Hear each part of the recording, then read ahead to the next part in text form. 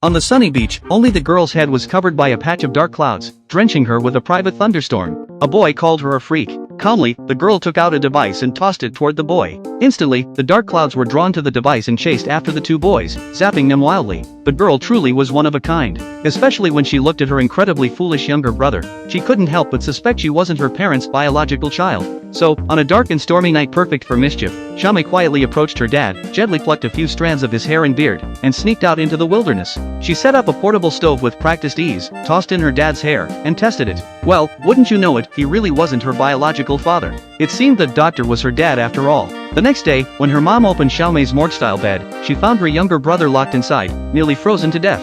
Xiaomei had left a letter and run away from home long before. Luckily, the zombie butler was a sweetheart. He had been quietly following Xiaomei all along. As she journeyed through deserted areas with no villages in sight, wondering how to find the doctor, a motorcycle gang appeared ahead. The leader, seeing someone not getting out of the way, flashed a menacing, gap-toothed grin. But the butler wasn't scared at all. He stepped forward to shield Xiaomei, seemed he still had some knightly spirit left. Activating his former delinquent persona, the butler successfully blended into the motorcycle gang. Xiaomei was escorted all the way to the doctor's home. The doctor was overjoyed to see Xiaomei and introduced her to the girl who had been switched at birth years ago. To be thorough, the doctor suggested they do a DNA comparison immediately. They went to the doctor's lab, and without wasting words, Xiaomei plucked some of his beard hairs and placed them in the testing device. While waiting for the results, the doctor showed her his research projects. Xiaomei noticed that the data matched the formula of the serum she had made for her uncle almost exactly, except the doctor's version was unfinished. As a father figure, the doctor asked Xiaomei to give him the research formula. Just as she was about to speak, the DNA match alert went off. They were indeed father and daughter.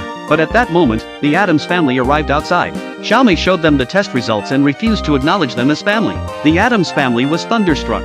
The switched child did look a lot like the younger brother. Inside the house, the parents saw photos of the doctor and Xiaomei together and felt they had lost their child, holding each other in sorrow. But the younger brother quietly went to find his new sister. It was as if they had been meant to meet. They happily ate cookies together from a trough.